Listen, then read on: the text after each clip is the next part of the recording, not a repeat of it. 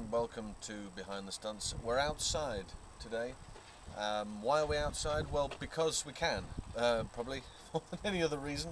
We don't get this weather very often, so I thought I would share the view with you and have a look at the sunshine, and we'll absorb all of this whilst discussing our Rocky Taylor special. Rocky, of course, has been in the business 50 years, and that's an awful long time, back in 1962. What are we going to do? Well, we're going to look at some of the work that he's been involved in. We're going to look at some of those particular jobs that have caused a bit of grief along the way. I think we know which one we're talking about. And we're going to hear from the man himself. So all of that to come.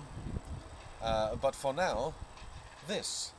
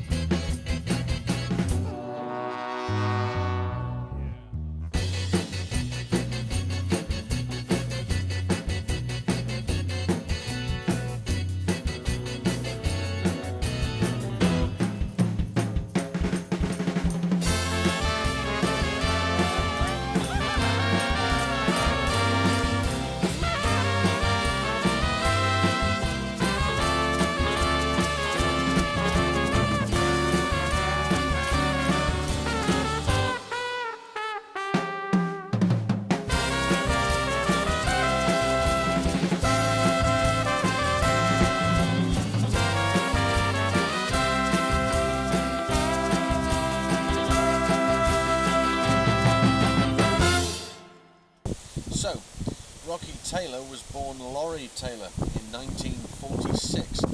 Now, he had some connection with the business already because his father, Larry, was a very successful stuntman and professional swimmer who had worked extensively in British film throughout the 40s and 50s.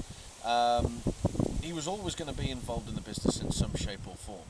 And of course, what happened was that ultimately he became one of the most successful stunt people that Britain has ever seen. But it didn't happen as easily as that. He says himself that he fell into it. A lot of people did back then. The register itself, as we know it today, didn't come to fruition until 1973. So up until that point, if you had some gymnastic background, or you had, in his case, judo background, then that was a start in the right direction. I'll let Rocky explain how the rest happened. I fell into it, which is quite a strange title, but it's true. I literally fell into it very accidentally. I was on the technical side as a very young boy, about 16, 17, doing clapping, loading and all that, and editing. And I became a black belt very early days in my career. And I had a phone call from a guy called Peter Diamond to say, would you come down to teach Cliff Richard some judo? I said, sure, because Cliff Richard then was like the Beatles, a great big star. And so I drove on my Vespa down to ABC's studios, met Cliff Richard and the director Sid Fury, got on very well with them. We got some judo mats in. I taught him some judo, and the stunt coordinator then, Peter Diamond, said, would you like to play the part as the young thug that has the fight within the youth club? I said, by pleasure. So we did that, and the rest is history. I sort of bowed in from there. That's how I fell into it.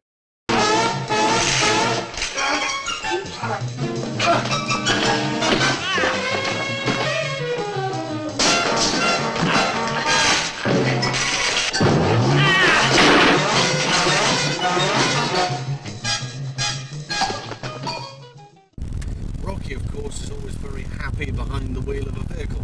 Doesn't matter what he's doing with it, it's in complete control and you know you're going to get the shot you're looking for. Only recently was he involved in the Fast and Furious 6 on the bridge with the tank, and of course that was a straight driving job. They don't always come that simple, you know. Take a look at this.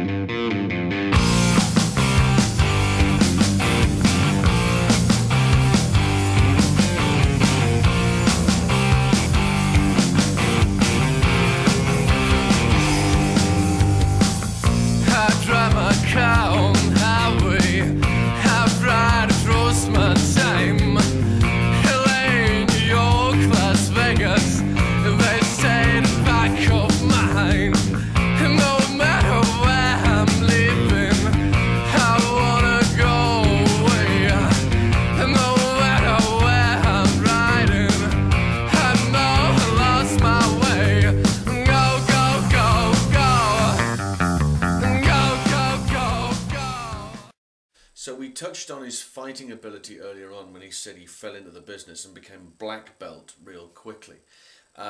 This became invaluable to him throughout his career. And as we're going to find out now, he went from strength to strength, from Bond and beyond.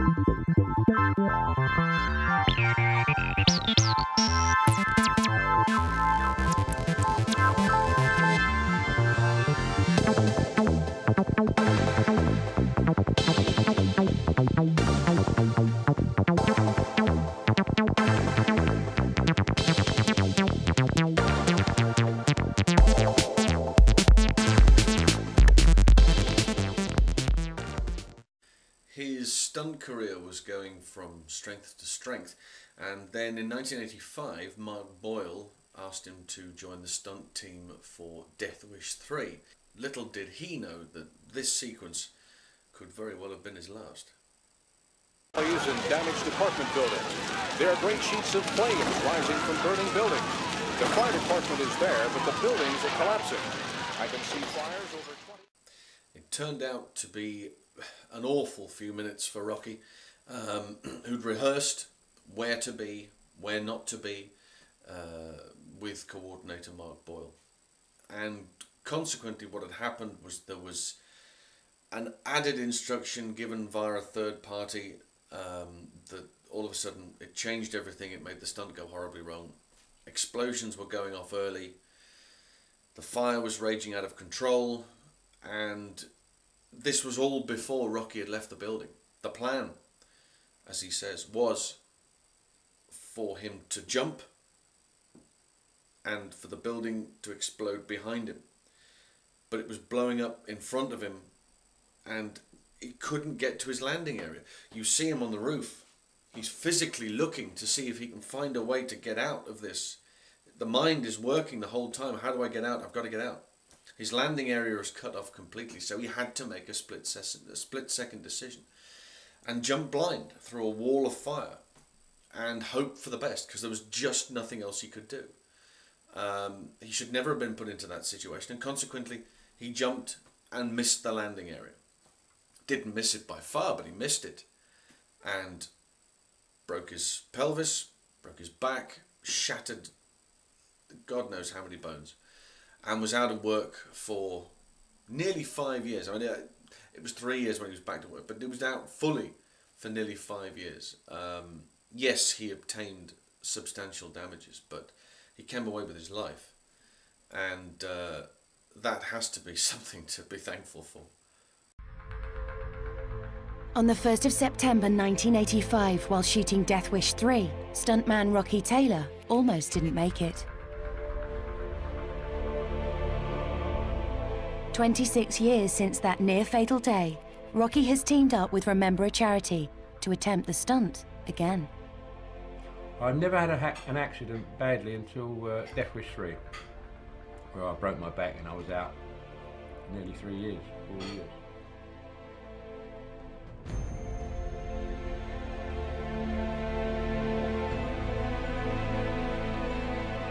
If I'd have been up there then, gone. It was all falling down behind me.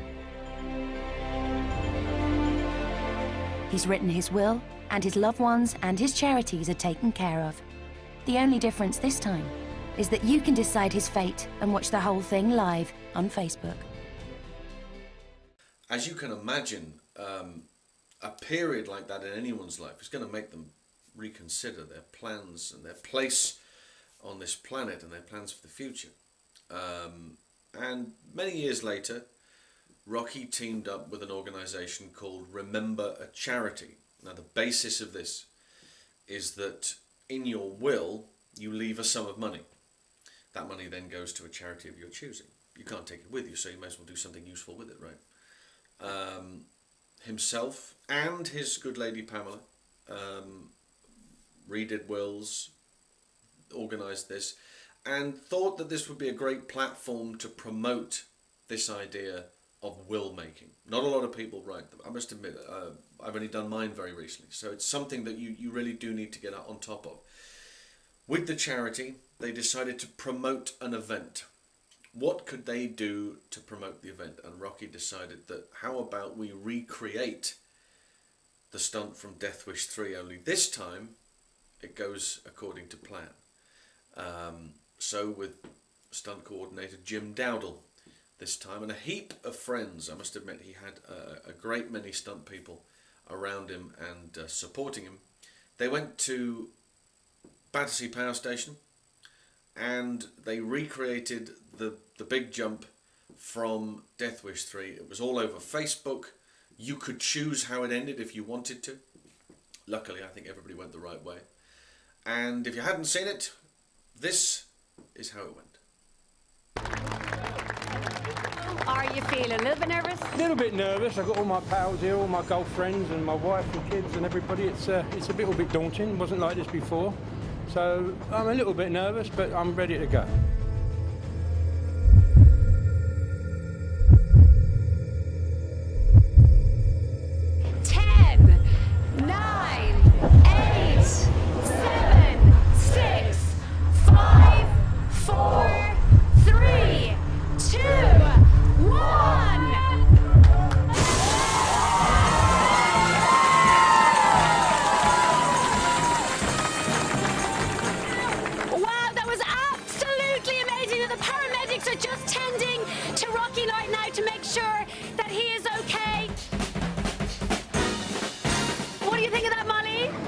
kicking was him yet. fine.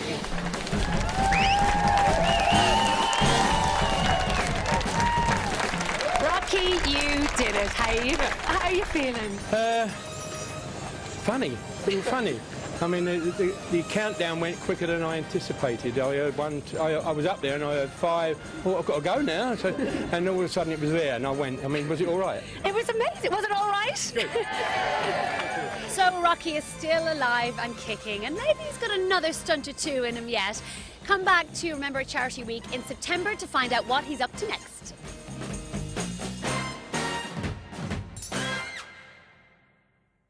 Yes, result.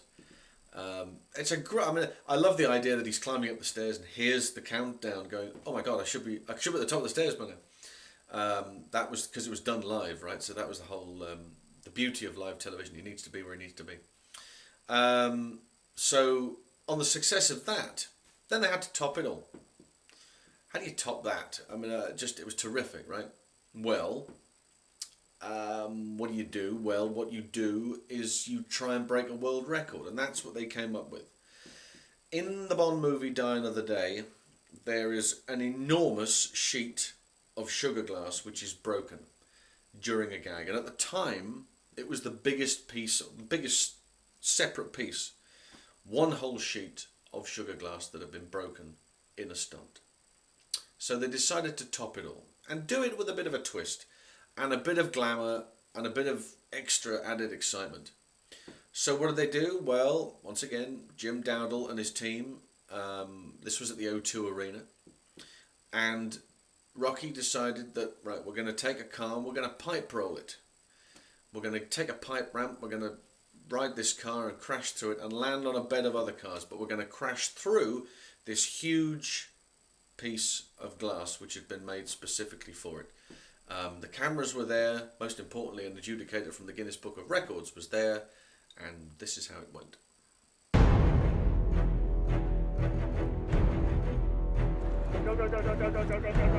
Rocky, you're attempting to break a Guinness World Record. What inspired you to do this today? They did a crash through some breakaway glass on Die Another Day at the Bond, and that was a world record. And they said, do you think we could break that? I said, we'll have a go for it. And unfortunately, they got this big pane of glass, which is a world record.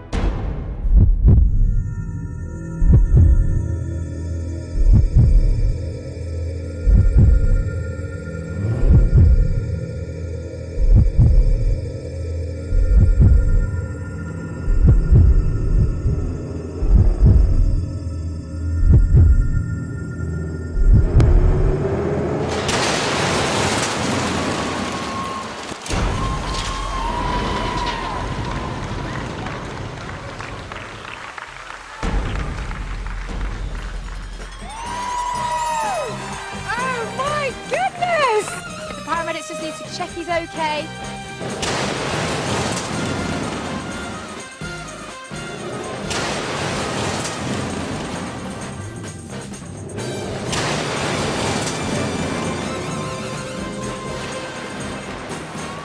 Guys, can we give it up for Rocky Taylor? Woo! Rocky, Rocky, Rocky, look at you.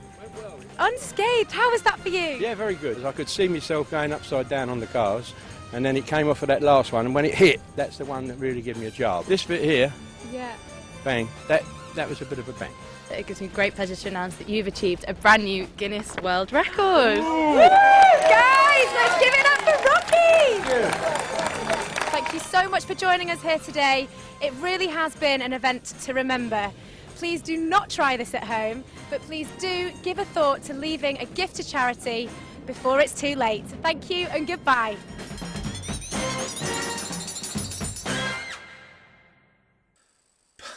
It doesn't have to go through with a bang, doesn't it? And the interesting thing there that he was saying that he saw everything go upside down, and the biggest jolt he got was when the car came back down on the ground again. A huge bang and the door wide open, and you can see him sat there with the roll cage.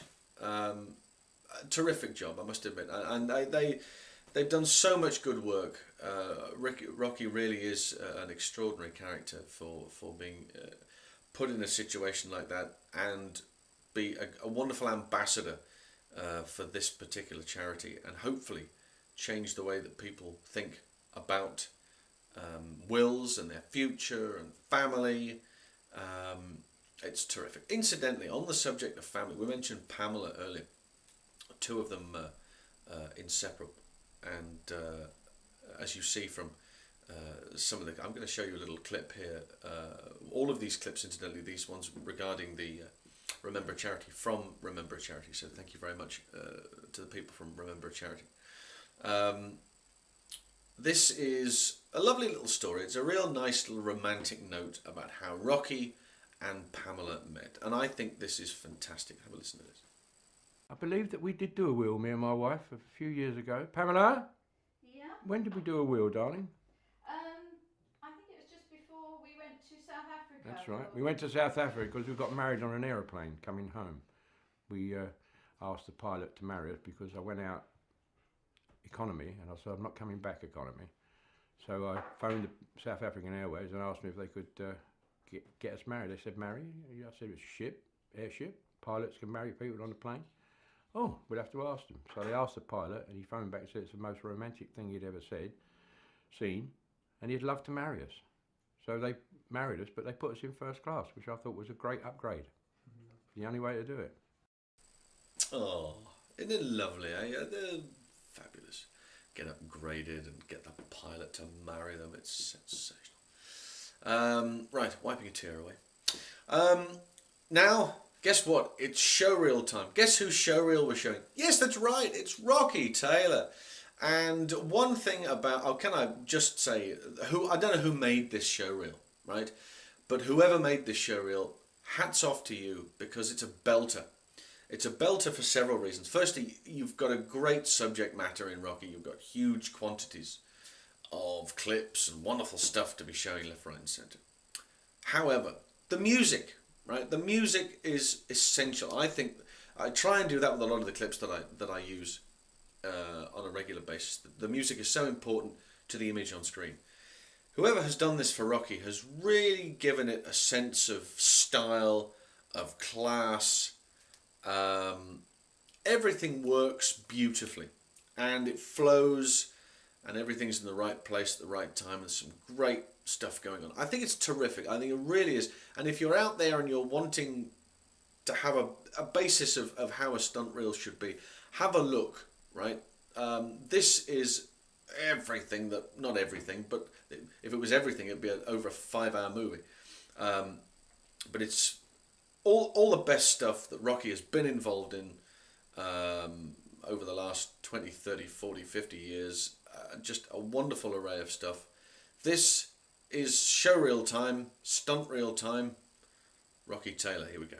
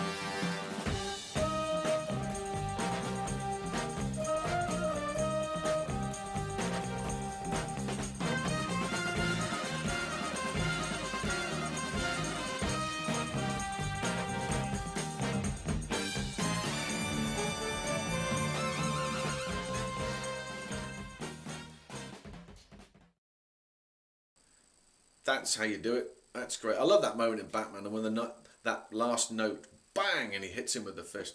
Great. Absolutely brilliant. So Rocky Taylor's show reel there, the stunt reel, fabulous. What else can we do? Well, I tell you what else. There's also something else that needs to be mentioned here, because he briefly mentioned it earlier on, and I researched the archives, and I was helped by some people at ITV, so many thanks to you, who assisted me in being able to find a clip, not only a clip, but the clip. I'll explain that in a second. In order to become an actor, you need an equity card in order to be part of Equity, the Actors Union. And of course, stunt people need to have equity cards. They're performers. And one of the many things that Rocky has done over the years was a commercial for a leading breakfast cereal. I don't know what you guys called it in America or the rest of the world. Over here, we called it Sugar Puffs when I was growing up as a kid, and it had a character to promote Sugar Puffs, which was the Honey Monster. Guess who was the Honey Monster? It's your man. Here, look, this is the clip of him, and it's great stuff from 1973, I think this is. Sugar Puff commercial, here we go. I'd like to introduce you to Honey Monster. Mummy. I'm not his mummy. Now, to help a honey monster through the morning, I give him breakfast, including sugar puffs and milk. Tell him about the honey, Mummy. Pieces of natural wheat, puffed up and tasting of honey. Honey, the taste of honey. I love my honey. I love my mummy. I love my mummy. So, if anyone asks why sugar puffs taste so good, remember... Tell him about the honey, Mummy.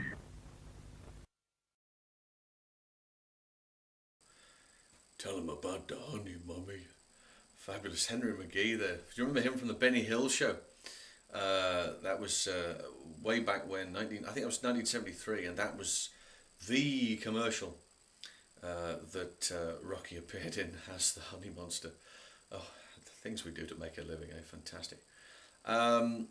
So that's about us for now, and for this wonderful look at Rocky's life. I think it would be appropriate. There's a milestone, another milestone, if we needed any more. He's done it all, has Rocky Taylor, but he is the only person to have appeared, credited or uncredited, in every single James Bond movie. Just think about that for a second. That's an extraordinary fact. The only person, think of all the thousands of people who've been involved in Bond movies, the only person who has been involved in every single one, either as a stuntman, credited or uncredited, in some shape or form. That's an extraordinary feat. It really is. And there's no greater tribute than his longevity and his legacy that we've been talking about during the course of this particular program. It's been an absolute pleasure to go through some of the clips and talk about Rocky in this way. There is some great stuff coming on the YouTube channel regarding Rocky and regarding a whole bunch of other terrific British performers. So keep peeled for that, please, if you will. And I'm going to leave you with yet another montage. There's always room in my life for another montage. And this one is Rocky and Bond. I think it's only fair that we should have a look, seeing as he's done 50 years of it. Then we shall do a collection of 50 years of Rocky-esque Bond moments. All right? Thanks very much indeed for watching. All the very best. Take care. We'll see you next time. Bye for now.